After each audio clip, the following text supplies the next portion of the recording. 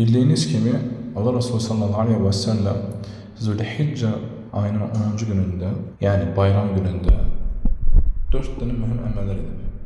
Birinci əməl camalata daş atdıqdan sonra, ikinci qurban kəsməsi olub, üçüncü saçını keçərləməsi, saçını qırxması, dördüncüsü tavaf, yəni ifadə tavafı. Və tavaf bəllidir ki, onun fəzilətləri var. Necə ki, Allah Resulü sallallahu aleyhi ve sellem buyurur ki, kim Allah'ın evini 7 dəfə tavaf edərsə, 2 rükət qılarsa, onun üçün qul azad etmək savabı var. Başqa bir səbəb Allah Resulü sallallahu aleyhi ve sellem buyurur ki, kim 7 dəfə tavaf edərsə və tavaf etdikdə, hər addımını qaldırıb və endirdikdə, Allah subhanahu teala onun günahlarını silib və savab yazır bununla və dərəcələrini qaldırır.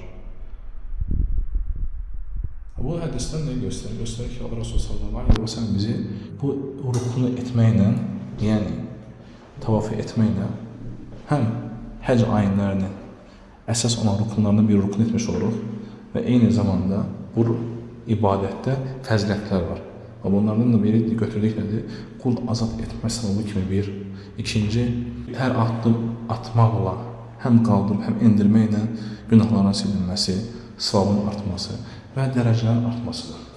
Və sonra isə başqa hədisdə gəlir, Allah Resulü sallallahu aleyhi ve sellem barədə olub ki, hansı ki, böyük hədis ki, həccin savabları haqqında danışdıqda, Allah Resulü sallallahu aleyhi ve sellem deyir ki, sonunda isə tavaf etməklə, onu bitirməklə, sanki günahların silinməsi ananın uşağı doğulduğu kimi olur. Yəni, o gündəki kimi.